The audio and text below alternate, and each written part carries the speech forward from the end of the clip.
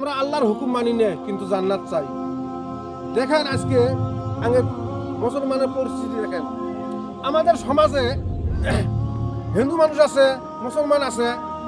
হিন্দু মানুষ দেখেন তো ভাইরা হিসেব করে দেখেন তো কয়জন হোম থিয়েটার বাজায় যে আজকে নতুন বছর পালন করে, যত দেখেন আগে মুসলমান। বাড়ির মধ্যে আজকে সারা রাত এই হোম থিয়েটারে বাজনাতে ঘুম পাড়তে পারিনি ভাই, নামাজ বন্ধে কি পড়তে পারি না। নামাজ বলতে কি করতে পারিনি।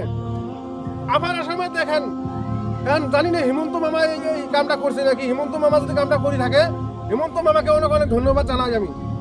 আবার আসামে নতুন বছর যদি কাউ হোম থিয়েটার বাজে পালন করে 10,000 টাকা জরিমানা আর 3 মাস জেল।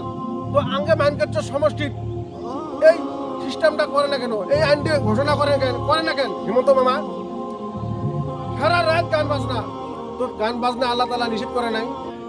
তো নতুন বছর পড়ছে, আমরা আল্লাহ তাআলার কাছে এই কামনা করবো যে আল্লাহ নতুন বছরে তুমি আমাকে ভালো মতো চলাও, সুস্থ রাখো, আগামী দিনগুলো আরো যেন সুন্দরভাবে কাটে।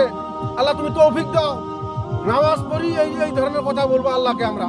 আর তার মধ্যে আমরা খালি গান বাজনা, যেগুলো আল্লাহ নিষেধ করছে, নবী নিষেধ করছে, ওই ধরনের গানগুলো দিয়ে আমরা নতুন বছর পালন করি। এটা কি ঠিক নাকি?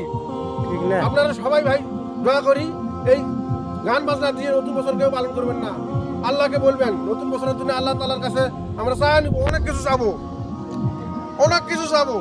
ইনশাল্লাহ সবাই আমরা গান বাজনা বাজাবো না, সঠিক পথে চলবো সবাই ইনশাল্লাহ।